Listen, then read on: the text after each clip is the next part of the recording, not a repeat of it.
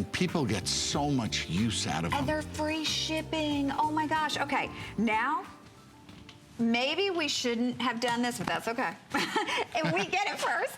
Okay, we have a bracelet too, so I'll let you know that the bracelet is coming up after the beautiful cross. And the bracelet, this can't be right. We only have 250 left of the bracelet. Oh, well, all I can say is we only have 250 left of the bracelet, so it may not even make a presentation, but the necklace, I have fewer than 1,000 with everybody on board. The chain is coming along with the necklace, so you don't have to worry about finding the perfect chain. You are getting the perfect chain.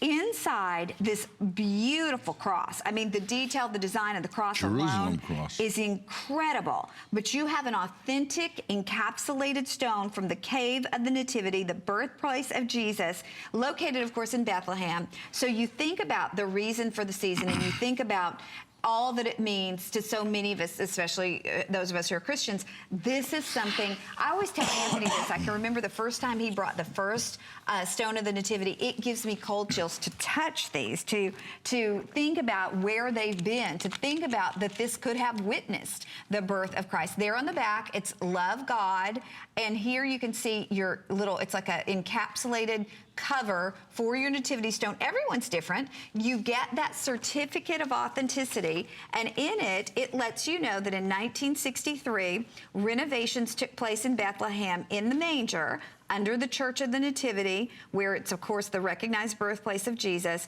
A small quantity of the stones were removed. They were shipped to the U.S. They were certified. Now, this is where it gets interesting. Certified by the mayor of Bethlehem, the high priest of the Church of the Nativity. Yours actually is registered authentic. You get that collector's certificate of authenticity. It looks like it's on parchment paper. Connie, it's so beautiful. not only is the cross so amazing, but when I first started selling these here at HSN, was in 1999. I remember. The year after we were selling them, and I was still a little hesitant, you know, could this really be the genuine stone?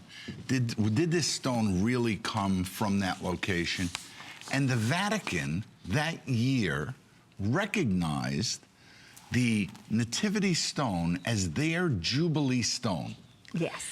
And I read what they went through. It's basically the Cardinal of Bishops that votes on who is the next Pope, voted that the documentation that they saw was authentic, and they could call this the Jubilee Stone. Wow. So there's no doubt in my mind. I've actually been there, and when you enter the church was built on exactly the location. How do they know it was the location? Because for 350 years before the church was built, they actually made pilgrimages to that site. So from day one, they knew where Christ was born, and they continued to come there and, you know, pay homage to him. After they built the church, from years and years, they started out with a small church. They kept on having to make the manger floor where Christ was born. They had to make it larger. And we have actually a tape that shows the actual church and all. And in that process, I got to experience what it's like to be there. And for me, I put on the Nativity bracelet and a Nativity cross. I have one in my bag, one on my wrist. Once you wear this, you'll never want to let it go. It's okay. I'm new at this. What I love about the Jerusalem cross is that it's so, so beautiful. And the Jerusalem cross is a major symbol used in Christianity representing Christ's command to spread the gospel around the world, beginning in Jerusalem. Wow. And then the design is actually a design called granulation, which is also thousands of years old, where they take little tiny pieces of gold or silver, whatever they're working. Almost Etruscan-like. Exactly. Well, it definitely looks like an Etruscan piece. And they place those little beads to create a three-dimensional look.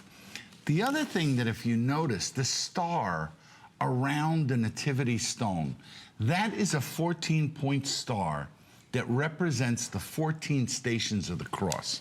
So everything about this piece points to Christ.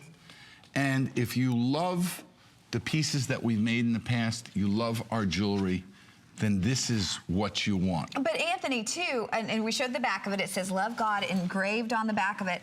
There's going to be a time when we won't be able to do any more nativity stone pieces. I mean, all that exists, obviously, is all that there was, and they got those from that excavation, and so there's not an unlimited amount. No, so, they actually was the size of a doorway, and I saw a portion of the collection that was given to a man named Stanley Slotkin in 1963.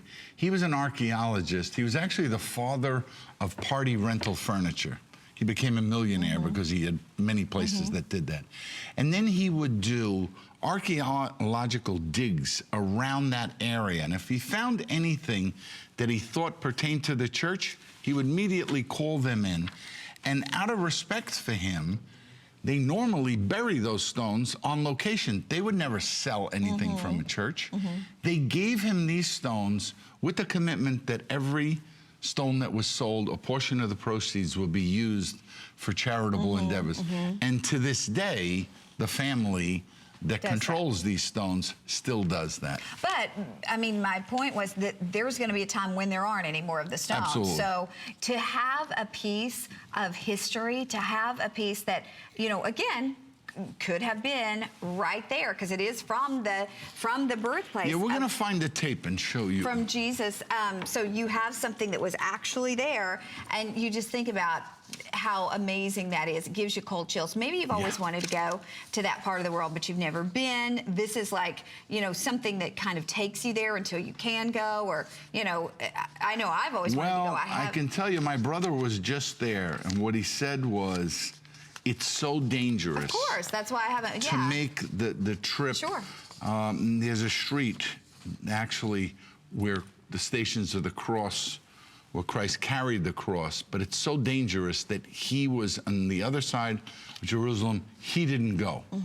So even though you might want to go, you might not be able to go. That's the point. Yeah. So this could be the closest you can get.